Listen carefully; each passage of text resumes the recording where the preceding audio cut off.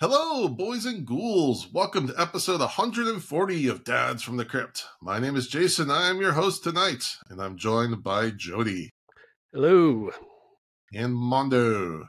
Hello. Hello. And tonight we have a great guest. He is Ken Sledge from the Sledgehammer Horror YouTube channel and podcast. Welcome to the show. Thank you. Very, very excited to be here. Excited to have you on. Go ahead. Tell us about your show. Tell us about your channel. My wife and I run Sledgehammer Horror. We have a couple different segments. My first horror movie is kind of my baby. I bring guests on, talk to them about the first horror movie they watched, what it meant to them. Ashley writes a couple segments. One's called Didn't See That Coming, where we do a deep dive on a movie with a twist ending and how it affected us. Versus, where we talk about an original versus a remake, give the merits to both, and decide which one we like more. And then the newest one is called In Defense Of, where we bring a guest on and we defend a movie that is not very liked in the horror community. And then once a week, we do a live episode, top 10 franchise ranking, watch along, something along those lines is an interactive way to stay up to date with everybody. I feel like Mondo and I both perked up with the In Defense Of stuff because we like a lot of movies that other people hate. I was like, oh, that's my stuff right there. It's just so funny because the first episode we did, Ashley was not a part of it because one of my really good friends, his name is Josh. He's the drummer for the band Coheed and Cambria.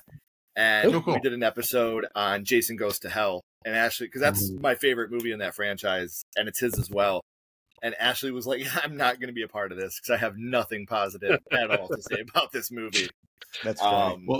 It's fun. Even if you don't like a movie, like we've done Jason Takes Manhattan, we've done Halloween Resurrection, The Wrong Turn reboot, The Human Centipede. Like we've done all these movies. And even if you find a movie that me personally I don't like, to hear people that love that movie talk so emphatically about it, it makes you want to go and rewatch it and give it another chance. So it's probably my favorite thing to do right now. Ashley's too. That was kind of another one of her ideas. Sorry she can't be here tonight, guys. She's at work, but she's sending her love. She wishes she could be here. That's another one that's just, it's so fun to hear people get so excited about movies that other people may not love. It's a really good time. That's awesome. I'm a supporter of Jason Goes to Hell. Yeah. Oh, sorry. I'm a very big supporter of Jason Goes to Hell. That's a good movie. I'll stand by that. It's a Friday, Nightmare, and Evil Dead movie all rolled into one. Come on. I can't remember who so good. I just watched the newer movie, and the guy that plays Creighton Duke was in it, or a newer TV show. I couldn't pick him out, but what's funny is I look at his acting credit. And he's done all these prestigious roles, and I remember him as Creighton Duke from Jason Goes to Hell. Same. That I will never see him as any other role except for Creighton Duke. One of the best characters in the whole Friday the 13th mythos, in my opinion. I'm with you 100%. He needs a spinoff. I think, did they do a comic spinoff? That would be great. I saw you did do a Netflix series, a 10-episode series of Creighton Duke, the bounty hunter himself, hunting down all these different horror villains that we know. That would be dope as shit. That would be. Now, I saw you had a Versus episode recently with The Fog, and I'm curious what positive things you had to say about The Fog remake. It had some good moments of acting, and there was one fire stunt that was really dope. There was one fire stunt that was practically done that looked dope. I think that fire stunt goes a long way for me. Yeah. If I see somebody on fire and it's 45 seconds, I'm like, holy crap, how are they pulling this thing off? Right. So when they did the practical stuff in the Fog remake, that was pretty cool. But again, I'm not a Fog purist. I didn't see the Fog, even the original, until probably 10 years ago.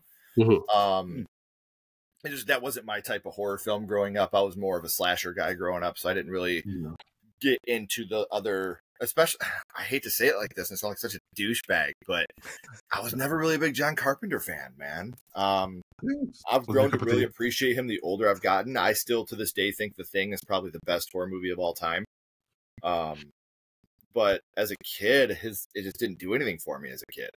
And so, did you watch Big Trouble in Little China as a kid? Because that was my John Carpenter movie as a kid. No. I don't think I've ever seen it still to this day, honestly. Oh, okay. I'll have to check it out. I highly recommend that one. That's a good one. Yeah. That was just fun. They Live too. They Live is one of my favorites. I do love They Live. I love that. Yeah. Growing up a huge WWF fan, seeing Roddy Piper in a horror movie, I was like, yeah, I gotta watch this. And the best fight scene in history. You met some big people at Astronomicon, it looked like, from WWF, or at least wrestling. Yeah. We got to talk with, we got to interview Kurt Angle, Matt Hardy, Matt Riddle, who is the fucking man. I love Matt Riddle. He's such a good dude. I want to kind of wash his car for a second because he's a big amateur wrestler, UFC guy. Mm-hmm. And my son, who's a sophomore, is a 2-time state wrestling champion. Oh, shit. Huge amateur wrestling guy. And he was a big fan of Matt Riddle. And because Matt Riddle beat John Jones in high school wrestling twice. And so my son's always been a huge Matt Riddle fan. And Matt Riddle called my son and talked to him a little bit, about a stallion workout and stuff like that. And he's just like the coolest dude. Like when I started talking to him about my son, he would, like, his eyes lit up. Because me and Matt, we've been communicating for a while through Instagram because he's going to do my first horror movie episode as well. Matt Riddle's a huge horror fan. And when I was talking about my son, he was like, call him up, bro. And like we called him and he was like, hey, bro, it's Matt Riddle. And my son just freaked out. He was like, no way. So I got to wash his car a little bit because like that to me is bigger than anything else. He recognized that, my son was a wrestling fan. My son was a fan of his and he wanted to communicate with him right away. So that's awesome. That was really cool of him. You hear so many negative stories about wrestlers. That's a real, that's a heartwarming one. I'll tell my Mick Foley story. It just takes 2 seconds. But I saw his spoken word event that he did down here in Las Vegas, and I was wearing my Wanted Dead Cactus Jack shirt from Japan, actually. And after the show, I got my books autographed by him, and I was talking to him. I said, yeah, my buddy's kids has gotten to wrestling, and they're huge Mankind fans, but it's 21 and over. And he goes, well, how quick can they get down here? So I called up my friend. He goes, hey, they can be here in 20 minutes. Mick goes, I'll hang around. And he hung around 20 minutes past the time he was supposed to leave and met both of them and spent 15 minutes chatting with them before he finally was like, I got a flight to catch in the morning. I'm so sorry. And I thought that was like just, they say never meet your heroes, but that was a example of why you should. Right. See, and that's amazing. Like, and it's funny because Mick was there. And Mick is technically still under contract with the WWE, so he's not allowed to do YouTube interviews. Interesting. And I was stupid enough to tell him it was for YouTube, which I shouldn't have. But it was funny because it was a 3-day event. And day 1, he was Mankind. Day 2, he was Dude Love. And day 3, he was Cactus Jack. Cool. So I thought that was pretty funny that he did all 3 personas. So it was like, you can meet Mankind one day only. You can meet Dude Love one day only. Like it was pretty funny the way they pulled that off. So that's super cool. He was a great guy. We talked to him for a little bit. Really kind, sweet guy. Just wanted to talk everybody's ear off. And that's what you love to see with those guys, Yeah. I'm with you. All right. Well, let's roll into our review. We did say we were going to do another Creep show, but surprise, a very good movie came out this week that we just could not pass up talking about. So we're going to review Abigail. It's also very rare that all 3 of us see a movie on the same week. Right? That just happened to come out. Definitely. So we had to take advantage of that. All right, Jody, give us your plot synopsis. All right, so I had to pull up Wikipedia for this one just because it was just a Thursday night when I saw this. We weren't planning on doing this at the time, and I watched for enjoyment. There was no like thinking, keeping up with the plot or anything like that, other than the natural. You saw Civil War the same night, right? I did, yeah. No, I 2 movies rattling your head. Yeah, I did Civil War and Abigail both the same night. So, and that was a good night too, by the way. Civil War is also great. We're not going to cover that right now, but. Great movie. We saw them back to back. Yeah, both great. We saw one on Thursday and one on Friday, and both fantastic, but in 2 completely different tones. Yes. All right. So I have my Wikipedia here, and I'll do my best to not sound like I'm reading off Wikipedia. All right. So we're introduced to 6 criminals who are there to kidnap a little girl named Abigail. All we know is that she's the daughter of some powerful, rich person in New York. And so our crew that we have, they're told not to discuss names or any personal information. So at least at the beginning, we don't know who any of them are. There's a guy named Lambert, who's the guy setting this all up. He's the guy who's going to get the money and split it because they're supposed to get $7 million each at the end of all this. Rather than go by names, they have aliases that are all Rat Pack names. And so we have, and this is a mix of like stuff we find out later. Let's go ahead and put out our spoiler warning from the beginning here. Okay. Spoilers all the way through. So we have a former Army medic and recovering drug addict who goes by Joey, played by Melissa Barrera. Is that how you say your last name? Yeah. We have a former NYPD detective named Frank, a wealthy hacker, comes from money, named Sammy, and that is Catherine Newton. I forgot Frank is Dan Stevens. Dan Stevens, which, but according to the trailers I'm watching, we're in the middle of a Dan Stevens moment. And you know what? Yeah. Yes, let's have that happen. I've been waiting for that since The Guest. He's about to be in Cuckoo, isn't he? Yeah, Cuckoo. Yeah. He was in the Godzilla X Kong movie that just came out. Yeah, Dan Stevens having a time here. I like it. Yeah. We have the driver whose name is Dean, who sounds like he's on what do they call it when they mix the cough syrup? Like he's got that mumbly like cough syrup, drug guy. Dean had a punchable personality. Like, he sure did. Punchable face.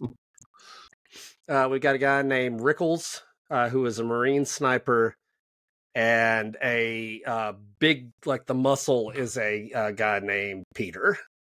After 24 hours, all they have to do is stay the night there so that they can deliver the ransom note and all that stuff. They just have to stay with Abigail, stay overnight, $7 million.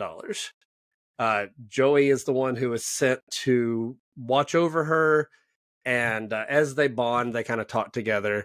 Joey and Abigail, and she reveals that she has a son. And at this point, Abigail says something, it's in the trailer, some line along the lines of like, I'm sorry for what's going to happen to you all. And at that point, everyone gets a little nervous about who her dad is, because as far as we know, we're dealing with gangsters, we're dealing with, powerful underworld figures. But they basically say, don't worry about it. Don't ask questions. We'll be fine. Just watch her for the night. Dean attempts to flirt with Sammy. Does not work. And then he goes into the basement and is the first victim of whatever is going on. He gets dragged away. Sammy hears his screams and goes to investigate and finds his headless corpse. Which, this is one of those movies that did it in the right order. They introduced a character so, grating and obnoxious that by the time he lost his head, you're like, all right, this is good. This is good. This is what I wanted. Mm-hmm. So once they find the corpse, Frank runs up and confronts Abigail. She sees his face, demands to know who her father is. And we find out that her father is Christophe Lazar, a feared crime lord that's known for people dying in brutal ways when they cross him. Almost animalistic attacks happening to them. So once they find out it's Lazar, Rickles tries to leave, but the home security system activates. It's one of those lockdown security systems with the big panels that cover all the windows. The doors are locked down. While they are trying to find a way out, Rickles is killed by something. And they start to realize that Abigail might be the problem. So they go into the room with Abigail, and there's this altercation. And during the altercation, Abigail stands up in her bed and reveals her vampire teeth. She is a full-out monster. Real quick, before we get it, and we're going to talk about this in a minute, I wish I could have been completely surprised by this. I feel so bad for the marketing people on this movie, because they somehow had to market a movie that had a huge twist, but the twist is also the only reason why people are going to come see this movie. Yeah. If you don't say vampire ballerina, I'm not coming to see this movie, other than the fact that I'm a horror guy who's going to see everything. Yeah. But man, I wish I had been able to go in blind on this. There's just no way. Yeah, it's like you want to have your audience. If you market this without the vampire ballerina thing, it's going to just seem like a suspense kidnapping. Right. Yeah, it's like they take an audience, and then so they're going to be pissed off they actually went to see a vampire movie. They won't get any of that horror. And the horror people aren't going to go because it's not the kind of movie we're there to see. I mean, they could have downplayed it slightly so they know that there's something off about her, but without giving away. But I guess they decided, fuck it, we'll just go. I think even knowing there's something wrong with her, though, I think gives away too much. If you really want the full experience, you have to give them some. I would think they'd have to tell something. They didn't have to go full on showing all of it, but On the other hand, if you're going to do it, then maybe just go all out. I heard a lot of complaints about the marketing for this movie, that the like trailer revealed too much, but it's gonna have to reveal something. Like there's just no way to get around it. Dude, I'm the first person. I think their idea was it didn't matter if they gave it away because the performances were great. Yeah, you know, and that's really what it is. Well, yeah, I would have seen it without any of that, but it was still great, even knowing that. I'm the first person that'll shit on a trailer that just gives away too much, and that one gave away pieces, but there's still so many twists and turns that you were not expecting. Like there's nothing in the trailer aside from that one scene that I was expecting to pop up. Yeah. So she pops up as a vampire. They try to fight back and they shoot her a whole bunch, but she just gets up from it. And so they try to figure out what to do. They want to use garlic, stakes, crosses. None of those do anything to her, though. There's a great scene where they send Sammy, Catherine Newton, in to get some garlic, and she comes out and she's like, "I found it," and holds up a big bag of red onions. What was the line when Sammy, those are fucking onions? That's right. Yeah. Fantastic. I know that line because my 4-year-old has been repeating it for the last day and a half. So she thought it was just the funniest damn thing in the world. And I do want to interject real quick because I really think that Angus Young's death was a lot gnarlier. Yeah. I think we probably got the head getting ripped off scene, and unfortunately that young man lost his life after the filming of the movie. Yeah. So I think to pay the respect to him and his family, I think they really toned down his death for the film. Probably so, yeah. It just the way that it played out, I was like, and if they did, kudos to Radio Silence, you know, that was really, really cool, you know, because like I said, real life shit matters, and that young man made a mistake. He lost his life. We don't want to see him get viciously decapitated in a film afterwards. I'm sure his family wouldn't like that either. So good for them. They still, you know, played it off really well, but I feel like that was a lot gnarlier on the first shoot. Just the feeling. I think you're probably right too. Especially it's the first time we see blood in this movie. Yeah. I bet it would have been big. Yeah. I mean, he was only. I think they did the right thing. You know, like that's really respectful. It's really cool, and that's what it's all about. So good for them if that's the way it went. All death is tragic, but he's only 25, 26. Yeah. Like he was super young. Something awful. Yeah. All right, so none of the traditional vampire hunting things work, and so they have a tranquilizer that Joey had used to knock her out in the first place, and so they managed to knock her out and lock her in an elevator, but in the process, she bites Sammy on the arm. When Abigail wakes up in that elevator, she reveals she knows who their real identities are, and she goes through each of them. Lambert set them up, and they are there for Abigail to kill. All of them had crossed Lazar at some point, and this is her way of playing. Anybody who crosses her dad, she gets to play by bringing them all together and then murdering them one by one.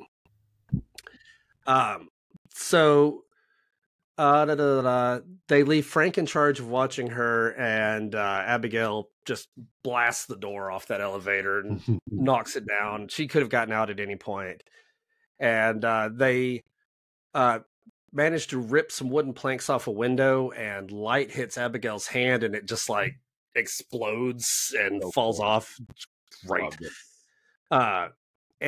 So we find out sunlight is her weakness. That one vampire piece of lore does remain true. But there are only a couple hours left till nightfall. And so once nightfall happens, there's nothing holding her back. And so the group splits up. And at this point, Sammy is with the big guy, the muscle guy. And Sammy begins to turn. And it's not just she becomes a vampire. She becomes a puppet that Abigail is fully in control of. Awesome scene. So Catherine Newton is so good, and her vampire makeup is so cool, and she manages to kill the big guy and then chase after Joey and Frank. And Joey takes a silver tray and reflects light back at her, and Sammy blows up. When vampires die in this movie, it is the messiest, squishiest, like splat explosion. Yeah. Fantastic. It's Radio Silence loves their big wet explosions. another spoiler for other Radio Silence without going into details. But it reminded me a lot of the end of Ready or Not, as people just start plop, plop, plop, popping. It's the same thing. Okay, so they try to get to the mansion's control room to deactivate security, and there they run into Lambert, who we haven't mentioned, is played by Giancarlo Esposito, and he becomes a vampire, or he reveals that he is a vampire, which Giancarlo Esposito is a vampire. Like, how could you not love this movie? And so he turns Frank into a vampire so that they can kill Abigail together. And as soon as Frank gets turned, now we have Dan Stevens vampire. He kills what's his name? Lambert, and kills him. And then goes after Joey. And so he attacks Abigail, drinks her blood, gets stronger, and there's a big fight between the two of them. He wants to turn Joey into a puppet so that he can control her, and he bites her. And he tries, but it doesn't work. And that's when Abigail's like, you have to practice this shit if you're going to be able to do all the cool stuff. Like, you can't just become a vampire and instantly do mind control. That takes time.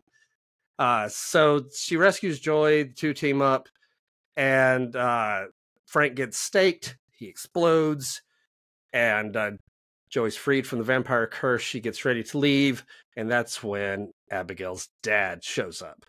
And Lazar is just one of the many names he's gone by over the years. I think it's pretty implied that he may be Dracula. Mm-hmm. This is part of the Universal Monsters thing, and this is the perfect way to sneak Dracula into it, I think, personally. Yeah. Abigail manages to stand up to her father because he wants to kill Joey. He says, "No, don't." And Joey saves her. Joey's life is saved, and she leaves to go try to reunite with her son, who she's been neglecting. So, lots happens in one little night, but man, fun night. Fun night for us, bad night for them. Yeah, they have a terrible night. All right, thank you, Jody. All right, Ken, you're our guest, so you can go first. What did you think of this movie? Loved it. 2 of my 3 favorite movies this year are rooted in Universal monster lore with Lisa Frankenstein and Abigail. And I think Kevin Durant stole the show in this movie. I think that his character, who he played the big muscle guy, he's fantastic throughout the whole movie. I mean, I expected a lot out of Dan Stevens, out of Melissa Barrera, out of Catherine Newton, obviously, but I've never been a huge fan of anything Kevin Durant's really done. So to see him in a role like this, I thought he was great. And Alicia Weir, who played Abigail, was so good, convincing. Part of our review, we said it's amazing that, the last couple of years you have Amy Donald, who played Megan, the McGraw sisters from Megan, the Black Phone, Alicia Weir in this movie, the young ladies taking over horror and being so good at what they're doing. It's amazing to see, and she did a great job, and she got to let loose when they gave her the second tranquilizer, I thought that was really, really cool.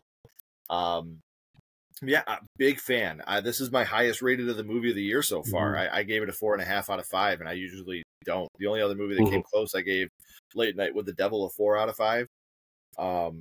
But I didn't expect to like this movie as much as I did, and I was pleasantly surprised by the end of the film with how much I laughed, how much I loved. I love when you have a movie that's this big of a scope, so the CGI is there, but it doesn't look ridiculous and stupid because of the scope of the movie. The movie is so big that when you get those big CGI moments, it doesn't look like a dud. It doesn't look bad.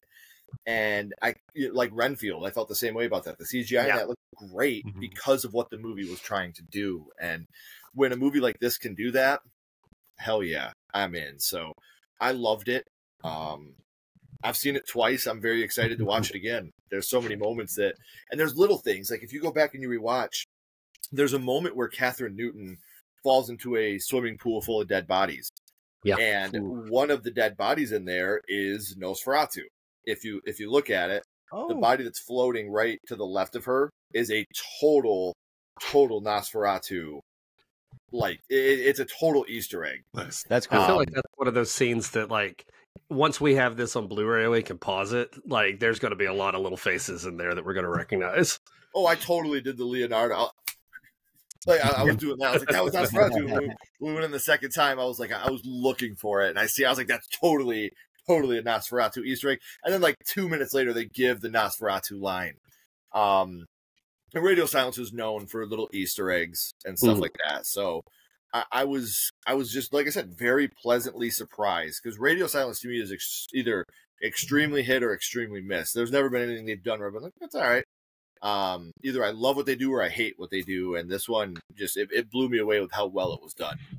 Nice. All right, Mondo. Yeah, I was a big fan of this. This is a real fun horror movie. It's not a heavy film. It's a kind of movie I think you can watch any day of the week and have a good time with, which I really love. Yeah, much like Ken, probably my third favorite of the year, because I'm just in love with Late Night with the Devil.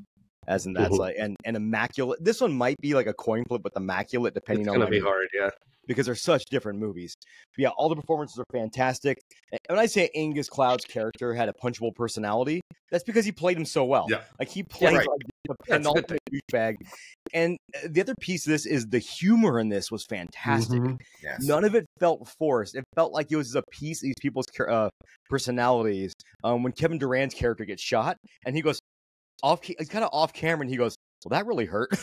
And I thought that's what that feels like. I thought that was pretty fantastic. And then the way Abigail toys with her victims is kind of chilling, actually. When the blonde girl, I forget names all the time, terrible names. But when she says, "Am I going to turn into a vampire?" She goes, "Maybe, maybe not." And I'm like, what a fucking terrifying answer. That's somehow more terrifying than just telling the truth. Right. And then the scene in that cage too, when she gives him the out and Frank the out and goes, "If you let me out, you can live." And then he reneges on the deal, and she just busts down the door. I was like, oh yeah, she's just having a good time. She's living her best life. Yeah. And the other cool things they do in this too is also when you walk into that first room, or when they find that hidden room, and it has the statue of the mother and the daughter. They never tell you it's Abigail, but the way the camera goes, they kind of focus on it in the background, so you can see that it's Abigail. And I thought that was really, really well done too. So I loved this movie, and I cannot wait to watch it again. Yeah. Okay. Jody. See, and Kevin Durant, the way that he delivers his lines, yes, like the part where Joey thinks that Frank is the bad guy. She comes in with the gun, and she's like, "We're gonna take you out," and he's like, "What's going on here?" And Kevin Durant repeats what she says, like verbatim. And Frank's like, "Oh, thanks, you fucking genius. I couldn't figure that out on my own." Like, just the way that he delivers these lines is so good. Like it's brilliant. He looks like juiced up Elon Musk. I was literally saying that he looks like Musk on steroids. And I am not insinuating he's on the juice. He just looks like if Elon Musk started taking steroids, what Elon Musk might look at. Somehow less terrifying though, because I'm way more afraid of AI than I am afraid of a musclehead mob enforcer or whatever. Right. All right, Jody. Yeah, no, I 100% love this movie. This was one from the first trailer I knew I was in, like Vampire Ballerina. The makeup, we haven't talked about it much, but the makeup in this movie is so good. I love the look of the vampires. Like, the clean vampires with like regular, like a couple little pointy teeth don't do much for me. But this new kind of vampire that is in movies like this, movies like Renfield, like you mentioned earlier, 30 Days a Night. I was thinking 30 Days a Night, they're like shark teeth, just rows of jagged, nasty teeth. Abigail looks so cool in just about every scene that she was a monster. Catherine Newton turning into a monster, Giancarlo Esposito, Dan Stevens, all of their monster makeup every single time, so cool. And then great big blood effects. Like I said, they pop like balloons full of blood when you kill a vampire in this movie. And it's so well done. Some of it's practical, I'm sure. Some of it's CGI, but it works. It's pretty seamless. Like you said, the little girl playing Abigail is an incredible actress. Yes. Well beyond her years as far as being able to. She was convincing as a couple 100-year-old vampire, even though she literally is a little girl in real life. Like, she did a great job with that role. I was reading, I think when they started filming, she was 14 or 15. Yeah, that's nuts. Like, she's so good for that age. And I like the cast. It's a fun cast. Dan Stevens, I'm always happy to see him. Catherine Newton is another one of those. Always happy to see her and stuff. Melissa Barrera, Radio Silence obviously loves her. I think she's pretty good. Like, I don't think she's great, but I think she's fine. The guys from Radio Silence love her. So, whatever. I think it's the best role I've seen her in, though. Yeah, I think so, too. I think I probably like this better than her Scream. Yeah. Yeah, I think this is her. She's showcasing. You're seeing her develop as an actress on the screen. Sure. Yeah, and she was kind of the heart of the movie. She just brought a lot of heart, and I really like that. She did a great job with that. And I didn't mention it, but my complaints about her in Scream is just that sometimes she's a little flat. I think she's less flat as she gets more experience, and so that I'm fine with it. And I think I didn't mention, but that phone call with her son was kind of heartbreaking. Mm-hmm. Yeah, because she's making that phone call. Good moment. The last time he's ever going to hear her voice, and the way her voicemail is all just her like pumping him up, like, yeah, I'm proud of you. You're the best thing you're the best mistake I ever. Not mistake. You didn't call her that. It's like you're like the best thing I ever did. Yeah, that's one of the. Yeah, you know, as a parent, you're thinking like, put yourself in those shoes. Like, if you're gonna have like last moment to, that is kind of heartbreaking. It's also why you can kind of get with the storyline that she's not going to back down from this money no matter what, because she sees it as her reason to.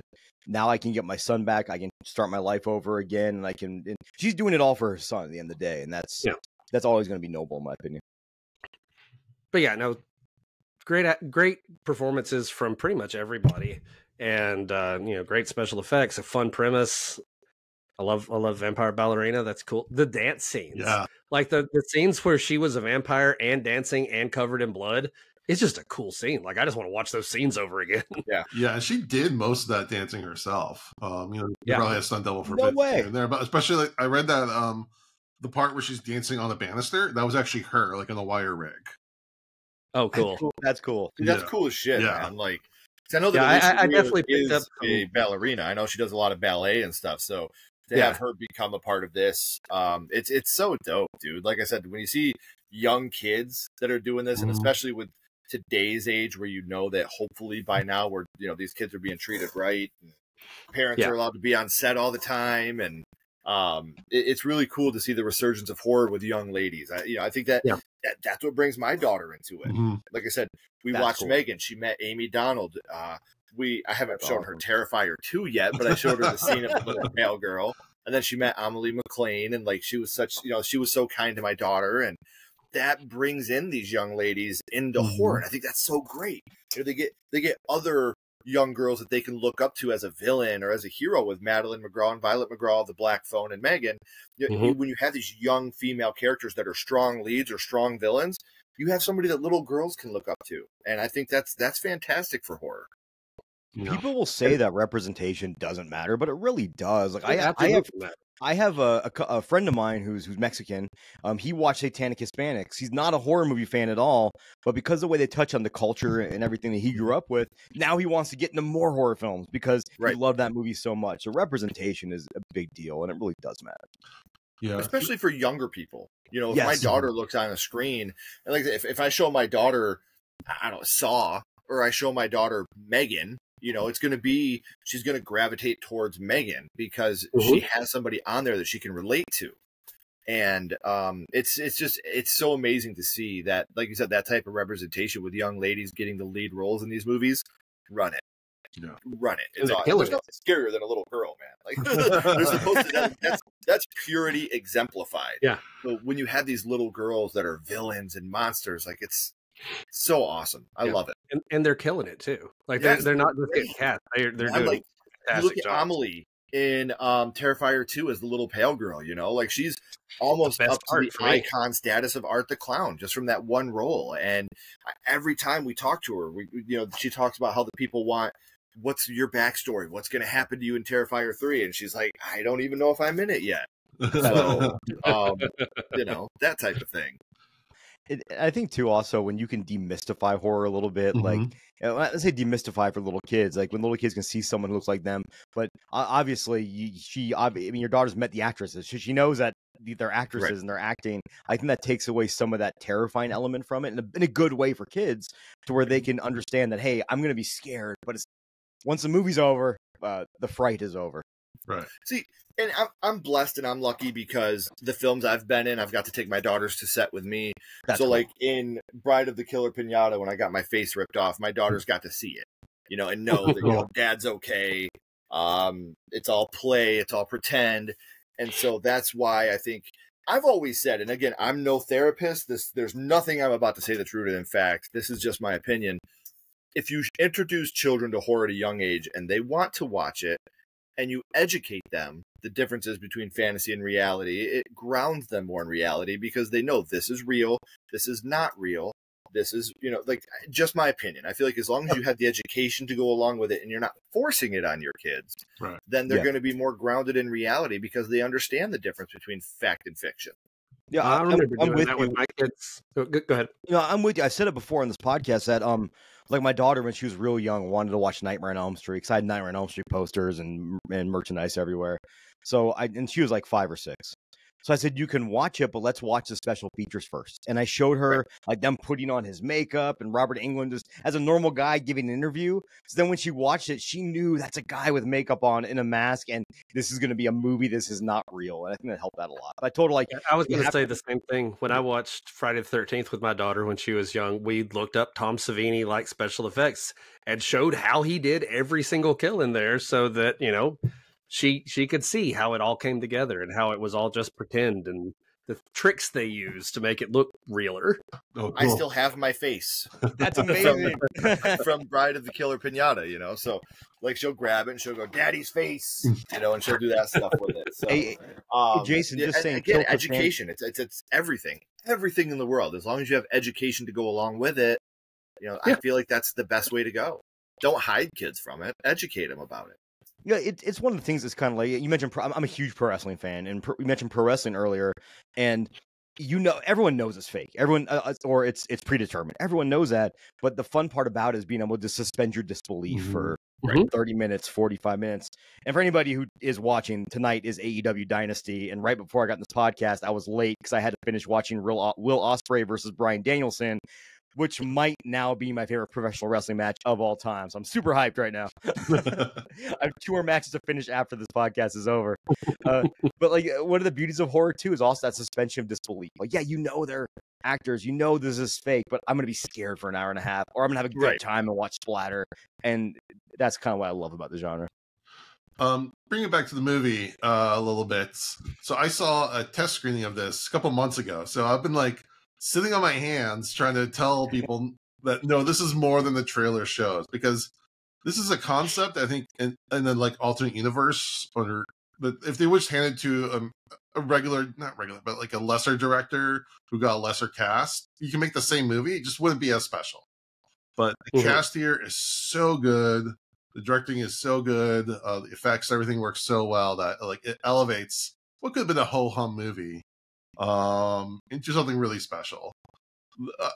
Kevin Durant as Peter, the buff guy, is freaking hilarious. Amazing. When I saw, so again, when you go to a screening, they usually take your cell phone, so you can't do any recordings or anything. So the first thing, I didn't know who he was. So the first thing I did when I got my cell phone back was trying to figure out who this actor was.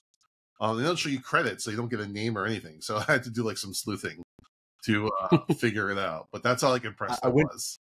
I went to a pre-screening of Scott Pilgrim versus the World, and it was one of those ones I didn't even tell you a movie it was. You went in blind, and you could still see the green screen where they're like, where green actors are pushing bars, and people spin in circles, and it was super cool. But my buddy of mine came with me, and they said no cell phones, and he goes, they'll let me have my phone watch. And of course, they said no. So what he does is he walks over, he takes a picture of himself, and this is back in like 2010, 11, 12 maybe. And he sets it at his home screen and then goes and walks Lost and Found, which is 5 feet away, and goes, I found this, and hands it to him. And then when we leave, he walks out and goes, hey, you have my cell phone. He goes, what does it look like? He goes, it's a phone with a picture of me on it. And I was like, that's fucking brilliant. I don't care when I go to those. It's actually nice putting your phone away for a little while. I don't care. I mean, everyone should have their cell phone off anyways. No, I mean, they like, even if you did that, they won't let you in without doing a metal detector on you, at least nowadays. Oh, wow. So they're really strict about that. Yeah, that's how it was when I went to too. Same thing. So yeah, it's been so hard to like, everyone's like, oh, they showed too much of the trailer, but what I want to keep trying to tell people is like, no, there's so much more. Not plot wise, but just as far as like the characters are so good. It's so Yes. funny. Mm-hmm. So it's like knowing this and not able to tell people, it's so nice to be able to hear everyone had the same kind of impression. I'll be honest, the trailer to me was I'll wait for this to come out on VOD. I'm not gonna lie. Yeah. That's just kind of my but then when you were talking about it, and again, you didn't tell us anything about it, Mhm. but you said no, this movie's you're gonna have a lot of fun with this movie. I tend to trust you, Jason. I usually rate everything higher than you do. So I figured if you liked it, I would love it. No, yeah, no, I told you that this is gonna be my number one movie of the year like months ago. At least Yeah. so far. And nothing since then has dethroned it. There's something like, oh, good. I really liked Immaculate. I watched that the other night. But to put it into, but also my wife who didn't know about Abigail, I showed her the trailer on Wednesday and said, "Do you want to go see us on Friday?" And she goes, "Yes, hell yes, I want to go see this movie on Friday." And then I feel like this is an easy movie to convince people to go see once you get the concept out there. And even if, you were talking about like spoilers or whatever, like, I mean, what's going to happen. Like, it's a vampire girl. She's going to kill everybody except for the main character, right? Like, we know that from the get-go. It's how you get there. the one thing, it's the performances. the one thing that one other character you thought that might survive, they kill off like right away. So the one thing that was different in the actual movie was the Matthew Good part, the father at the end. That wasn't in the test screening, so I'm assuming they just wanted to keep that cameo. Like, you have to sign all the NDAs, but sometimes things slip out. So I think they wanted to keep that as a surprise. That's cool. And I'm glad they had that because it was I would say it was a little flat. Might be the best way to say, of her just kind of walking away afterwards. I was hoping for like to be one more thing, and I'm glad they actually was another thing. Yeah. And I love Dan Stevens in this being just a total asshole. Like, because we're used to him being like Downton Abbey, playing Sir Lancelot in the Night at the Museum movies. So I'm used to seeing him, or like the Beast and being the Beast. I'm used to him playing a good guy. Or even like in The Guest, he's just kind of, he doesn't go over the top when he's a bad guy. He's mysterious in The Guest, but what's that? He's mysterious. He's more mysterious in The Guest than like bad or good. Yeah, but seeing just playing an out jerk in this was really fun. I really liked that. And in this, he starts out as just being a jerk, and I think it really turns for him when he busts in the room and then puts a gun to Abigail's head because he doesn't know she's a vampire. He's doing it just because he's mad. Yeah, and threatening to kill this 12-year-old girl. The fact that he's upset and doesn't believe her, and that's fucking like at that point, I just know you're an evil son of a bitch. But sometimes it's good. I like that in the movie. He's great. Like, it's good to have someone to really like hiss at, like when he's on screen. Like, that's what I mean. They made it very, very clear that this is going to be your antagonist. And even afterwards, when when they have her in the cage, and he's like, "Look, we're sorry. We didn't know who your dad was. We didn't know what you were." And she's like, "So you were going to beat and torture me when you thought I was a normal 12-year-old girl?" And he's like, I said, we're sorry. Like, that was the Like, I loved it. I thought it was so, like, there was not a moment in this. There were some things I didn't like. I'm going to actually disagree with you, Jody. I didn't like Catherine Newton with the teeth. I didn't look. Oh, really? Yeah, I didn't. I don't know. Like, that's the biggest nitpick I have in a movie. There was something about her scene with the teeth and the dancing that brought up Night of the Demons for me, which is one of my favorites. And so once I had that Night of the Demons connection in my brain, like, I was on board. Like, I thought everything else about her looked great, but the teeth, I don't know, they didn't look right to me. Everybody else I thought looked great with the teeth. But like I said, little nitpicks like that. The third act could have been 10 minutes shorter, like little stupid things. But if those are the worst things you're doing in a movie, holy shit, you're doing a great job. Did you guys think the end fight scene went on like a tad longer than it might have should have? Like, it kind of got a little redundant. Yeah. Which is, again, nitpick, fine. I feel like you could have shaved 10 minutes off this movie and it would have been just fine. I think the biggest problem we're running into with horror movies nowadays is they're trying too hard to go too long. Yeah. Terrifier 2 did the same thing. You guys were talking about Immaculate earlier. I felt the same way about that. That movie could have been 10 to 15 minutes shorter. Probably the best ending of the year, though. The biggest holy shit moment I've seen this year was the ending of Immaculate. I went into that movie completely blind as well, and I was just at the end of that movie. And you know what? I loved all the visuals they had in there and the slow panning shots. But you're right. They could have cut that out. It would not have decreased my enjoyment of the movie. And then that would have been cool as like the director's cut to see on the Blu-ray or whatever. See, and that's how I think it should be. I think that you should have your theatrical version and your for the people that care, that are going to get the physical media, give us a reward for still, Yep. One of my biggest pet peeves is if I buy a Blu-ray and all I get is the movie. Yeah. Like, that's one of my biggest pet peeves in the world. Like, I want to see special features. I want to see behind the scenes. I want to see commentary. I can't wait for Abigail to come out on physical media so I can see some of the behind the scenes. I would love to see Alicia Weir up there on the wires and shit. Like, I would love to see that. I would love to see some That's extended why I or buy deleted Blu-rays. scenes. Is for that kind of stuff. Exactly. That's why we do this. And a movie like this, there's going to be so much great behind the scenes stuff that they can put out there for us. So, and the frustration when you see boutique labels like Arrow Video or Vinegar Syndrome or whoever, when they do these just immersive, immense special features, and it's like with the budget they have, when that Universal could do that with their budget, obviously, and not even blink at it. Yeah. What do we think about a potential sequel? Because I think the way that I could see a sequel going for sure is more of like a redemption story of Joey going back to kill Abigail's father to turn her back. Because we know that once the vampire that bit you is destroyed, you're restored. Yeah. So, you're right. Like, could she, try to save Abigail from that life? Because the seeds have been planted that Abigail's dad, who we all, I think, unanimously agree is Dracula. Yeah. Doesn't give a shit about her. Thought he wanted a kid. Ended up he didn't want a kid. So now she's just trying to impress him. Maybe that's how Joey goes back in to try to, as like a revenge type thing to get her out of there, kill Dracula, turn her back into a normal girl, and the twisted turns that come along with that. I mean, I think a sequel could write itself.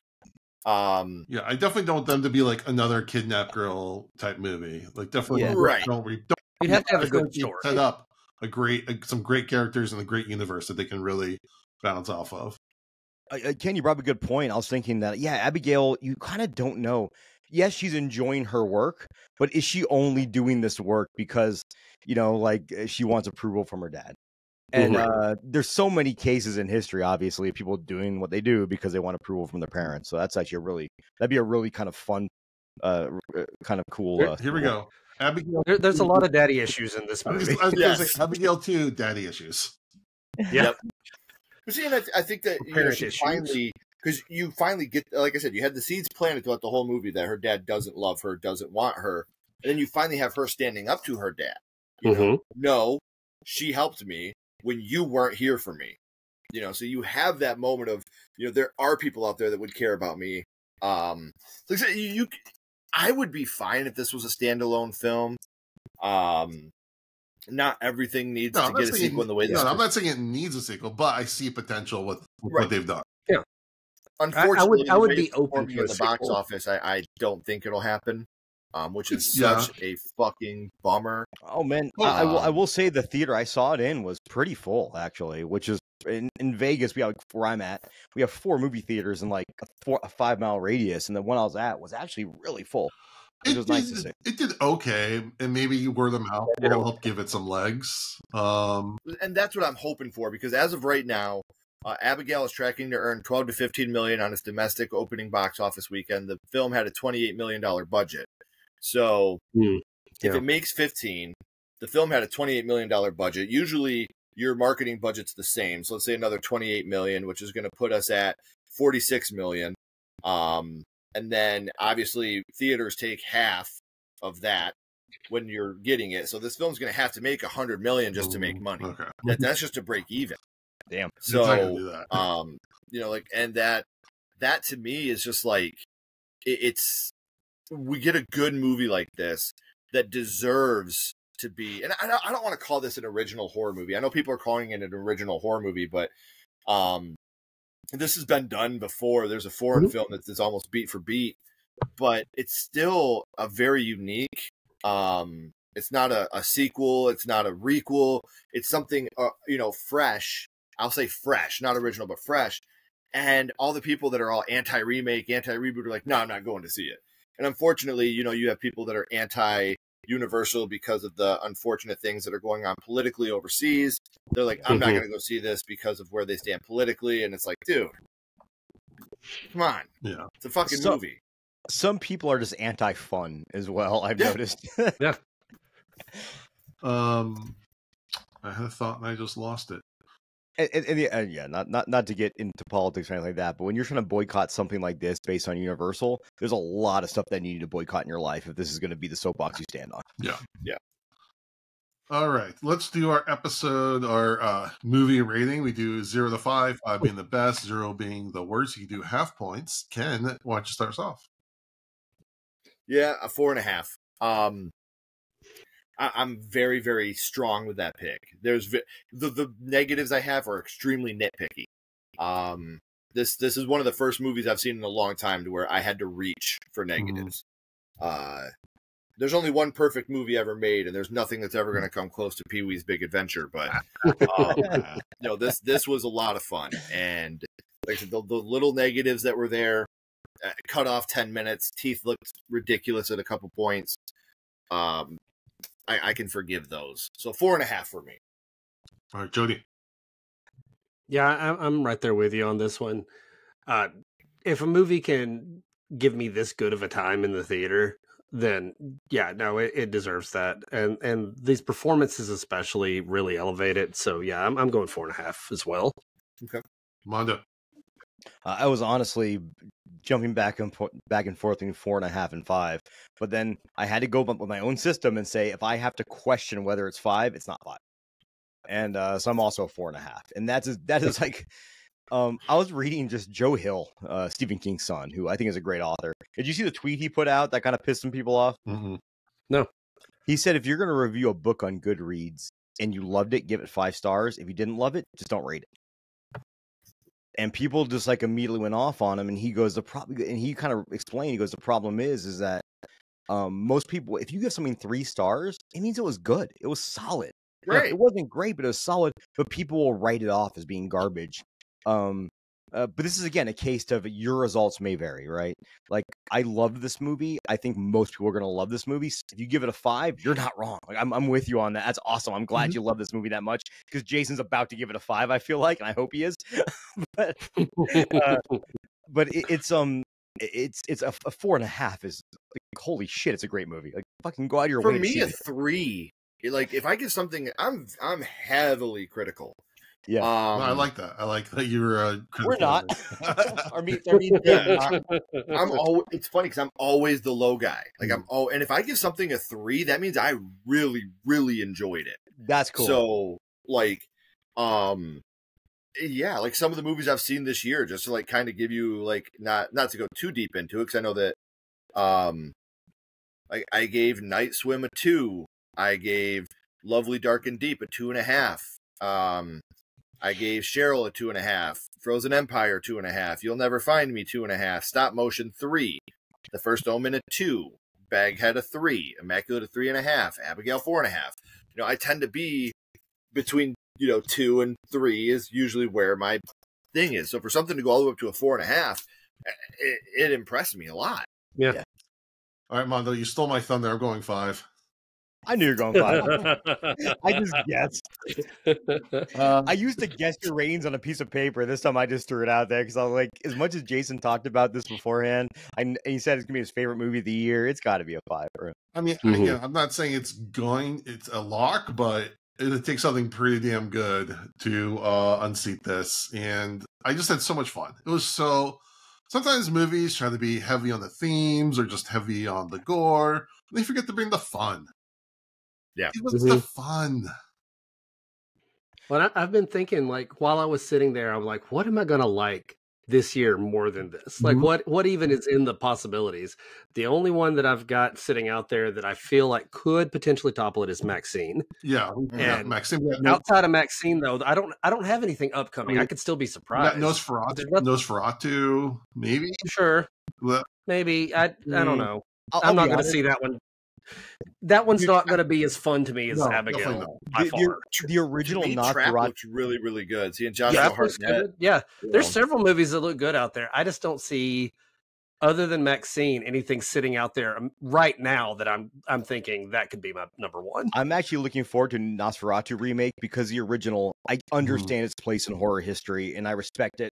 I paid $44 in 1999 money, I think, for the Kino box set or whatever to watch it. But it's boring as fuck. I'm just gonna be honest with you. It's a boring ass movie. It has some really cool imagery. But I do like the idea of them. If they try to remake it with that same kind of gothic flair, it could be really Yeah. Yeah.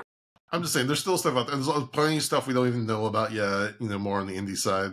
Oh yeah, no, there could definitely be something that surprised me. Just as far as things that I've heard about that I'm looking forward to, Maxine's the only one that I feel like is even like potential in the ballpark right now. My favorite movie last year was like Godzilla -1, and I'm kind of torn between those two.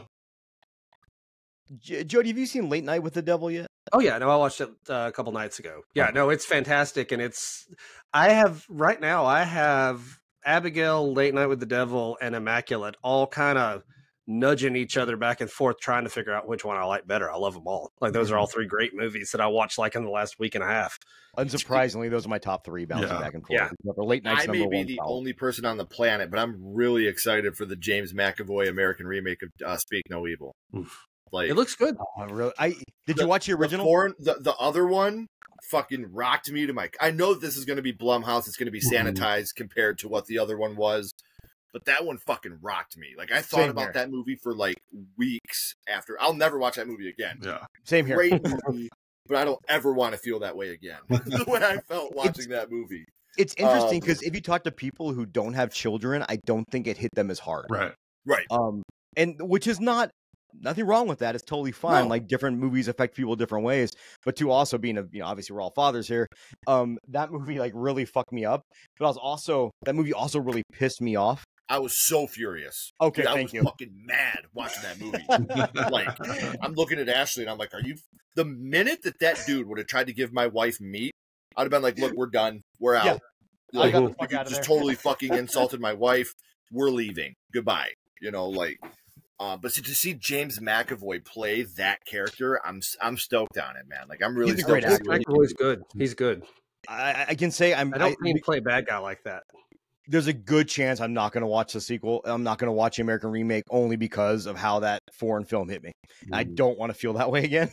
So I think that this is going to be just from watching the trailer, I could tell you this is going to have a completely. They're fighting back in the trailer. You know what I mean? Like you can if that visually see them fighting back. So I think this is again, it's Blumhouse. They're going to sanitize it. They're not going to give us exactly what we got with the other one, but I just got to check it out to see McAvoy's performance, man. Everything he's he a great does actor. to me is just like gold standard. He's one of my favorites. So I even in the trailer when you see him throw the thing and he does that weird smile, I'm like, dude, this guy's gonna kill this role. If that was Jody's family, all that would happen is one of his daughters would have just fucking jump kicked that guy in the face and everyone just left. Right. I would have choked the guy in practice, but for the sake of time, Mondo, let's move on. Cool. Mondo, give us your song of the day. Second time, let's move on. I love Jason and his snarkiness. So I picked a band from Greece, and their debut album in 1993 was called Crossing the Fiery Path. But before that, their second demo tape was called Vampiric Rituals, and them along with Riding Christ kind of started the whole Gretchen or Greek black metal scene. It's a band called Necromantia. Very rooted in that whole occultism and vampirism and stuff like that. And the song I picked, just I think it's a cool song title. It's called Lord of the Abyss, which you can find on Spotify, find it on Apple Music, find it on wherever you find your lovely music, or just go buy a physical copy. That's pretty awesome too. But I do want to also pick a second song. Only because this may or may not be relevant as of Monday. Because I haven't watched the match yet. But the main event of the AEW Dynasty. Lord of the Abyss? Lord of the Abyss. Came out in 1993. Trying to get it pulled up right now so I can listen to it when we're done. Oh, dude, if you like early metal, it's second wave black metal from 93. But Greece was doing stuff that nobody else in the world was doing, kind of bringing in. I shouldn't say nobody else in the world is doing, but there's definitely more melodic form of black metal done a lot of then like what Norway is doing, which is very harsh, except for the outlier bands. So it's kind of interesting to kind of see where that came from. Like even if you listen to early Riding Christ, it sounds nothing like modern Riding Christ. It's like, which is fine. I like Joy cool. lighting up at Riding No one Christ. fucking cares about this except for me. Like Riding Christ, yeah, dude, they're a great fucking band. That new record, they have 2 songs out and they're good, so I'm excited. We'll see. So, song of the week is Necromantia from Greece. Crossing the Fiery Path is the album. The song will go with Lord of the Abyss. I had another point too, but it's fine. I forgot about. Oh no, I had a second song. Sorry, second song. We're doing 2 songs this week. It's a special week because if you're an AEW fan, have not watched a pay-per-view yet, pause it right now. But what I'm hoping is in the main event of AEW Dynasty, that Swerve Strickland is going to defeat Samoa Joe and win the AEW World Championship, be the first ever Black AEW World Championship. So my second song is by Swerve the Realist. That's SW3RVE on Spotify or Apple Music with his theme song Big Pressure, which I'll stand. I'm going to steal that fucking guitar riff from that. I'm going to steal the guitar riff from that song for sure and use it in my own song. All right, Jody, got some horror news. All right, so let's start with releases. Right after we recorded last time, we recorded on a Monday, and the very next day, Immaculate released on VOD real quick. Like I was not expecting it this soon. But if you haven't seen it, it is available now. Watch it at home. It's good stuff. Real fast, throwback to 70s, 80s nunsploitation. Oh, yeah. If you want to know about nunsploitation, there's a little podcast called No Film Left Behind. That's right. Our very first episode was about nunsploitation. A very good nunsploitation episode. And this totally it filled this movie filled that hole for me. Yeah. All right. We got some other things coming out. We have. Let's see here. Well, Abigail obviously just came out, so if you haven't seen that, go see Abigail. But also, if you weren't able to get Late Night with the Devil in your hometown because it got a limited release, it is available on Shudder as of Friday the 19th. So, and then yes, you can go listen to me and Mondo do a review on the Crypt podcast. That's right. And my wife watched it last night. It's one of the movies I love so much, and I hyped her up on. I was like, you know how you're always watching a movie of someone that you hyped up, and you're looking at them like, are you enjoying this as much as I hope you are? She absolutely loved it too.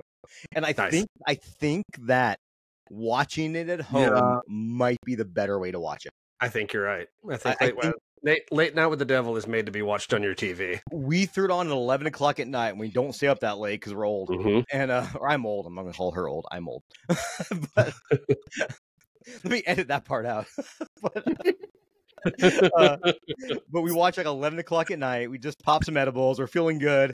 And it's so ironic. It was like the first Shudder movie I saw in the theater is the one that everyone's like, it's probably better at home.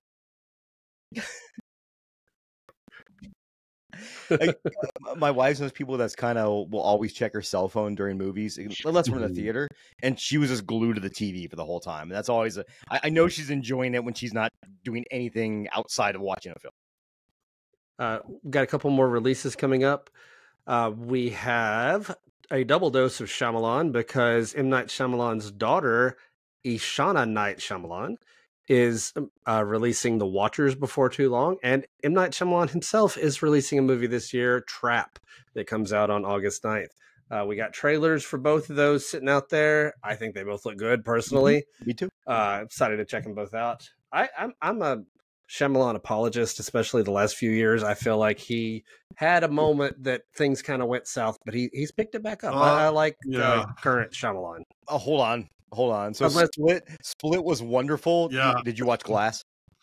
Glass made me mad. Okay. But Yeah, I thought Old was okay, but it was still fun. I had fun with Old. Like, Old was a lot of fun. I thought the explanation for what happened I've been was so hot and cold on. not great. Like, But some I stuff love, I love, other stuff I'm like rage at.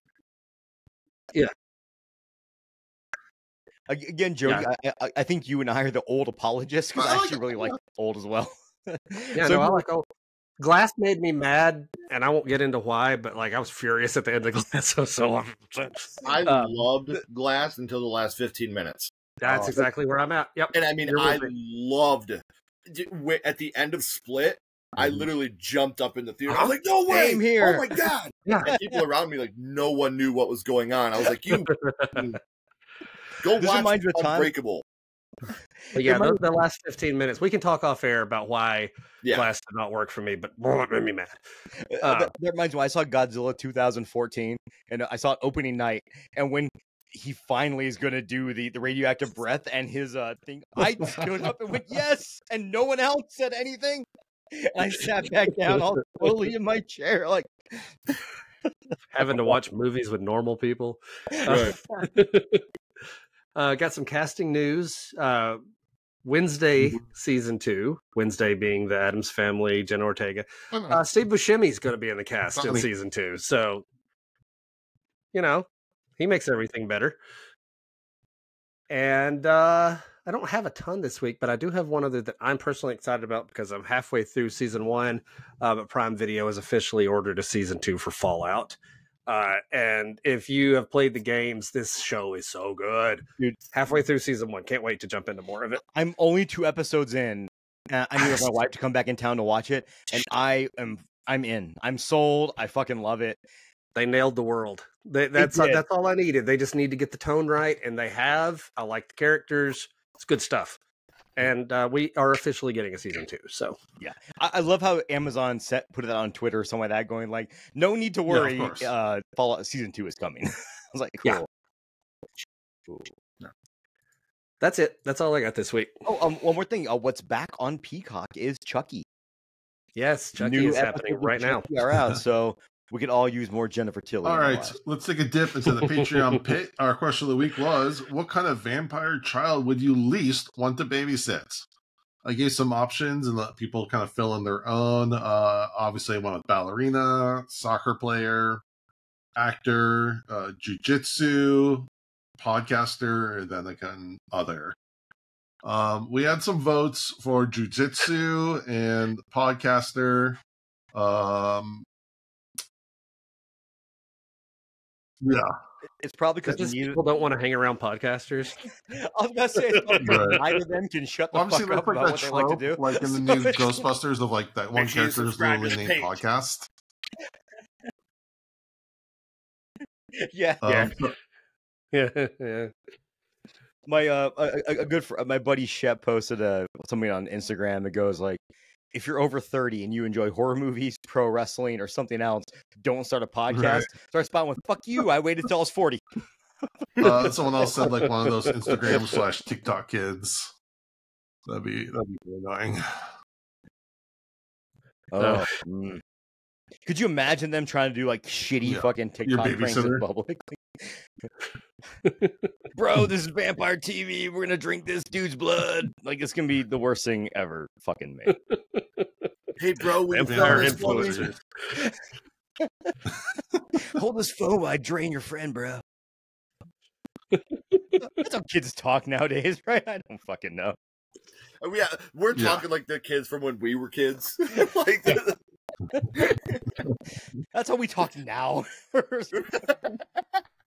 Fucking mocking these poor young people. Good parodies of ourselves right now. Look at you 100%. Young people with your positive mental health. Taking care of your problems. Yeah.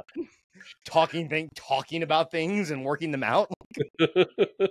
We come the generation, we're men. We just buried that shit inside. Let it eat us alive. That's how it should. All right. And then to wrap things up, Ken, we have our traditional question of father advice, parenting advice, dad advice. What advice, especially as a horror dad of 3 wonderful children, would you like to leave our audience?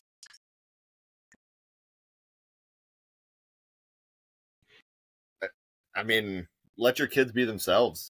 I would never tell someone how to parent. That's not my gig. Every child is different, and like I said, my oldest doesn't want anything to do with horror. My middle child is like, my youngest loves it.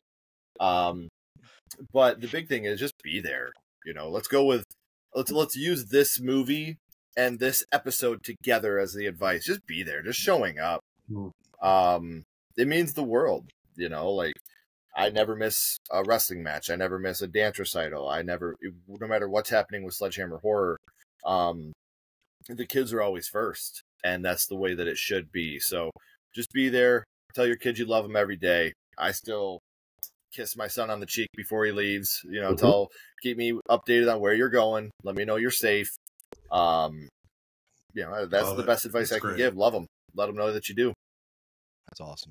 Yeah, my daughter's 21, and I'm still like I kind of mentioned on the podcast that may never see the light of the day. One of the you never stop worrying as a parent because you love your kids that much, and all you really want for your kids is them to be happy. And if they're happy, then you did okay. And you know, it's Ashley and I are really horror mom and dad to a lot of people in the community, and I'm not going to get too deep into it, but Haunted Hippie, she's on vacation overseas right now, and you know, I totally texted her, you know, hey, I'm so glad you guys are having fun. Be safe, keep me updated, letting me know you're okay once in a while.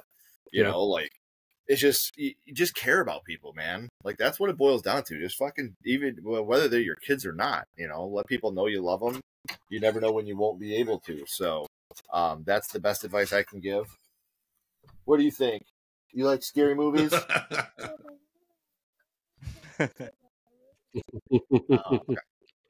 Come on over here because you're in your pajamas. But yeah, the best fatherly advice I can give, you know, be there, listen. Especially in the world that we live in now, the information is so quick to get into their heads, and letting them decide who they want to be rather than you telling them who to be. That's the best thing you can do. Just be there, support them, love them. Yep. You know? All right. Well, that wraps up another episode. Yeah. Ken, thank you so much for joining us. Where can people find you and more about Sledgehammer Horror?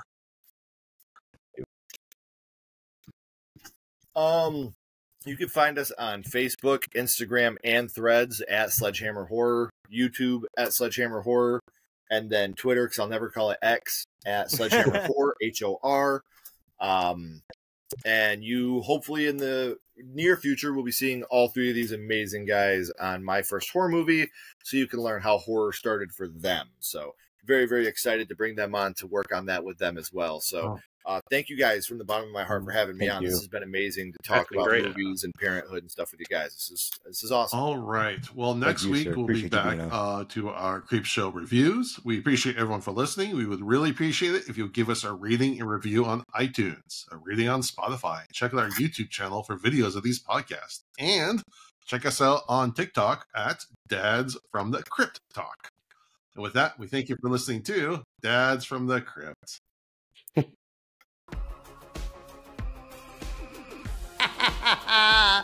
Follow Dads from the Crypt on Facebook, Twitter, and Instagram, or I will follow you to the grave. No, seriously, you really should watch. But be careful what you ask for. You may get it.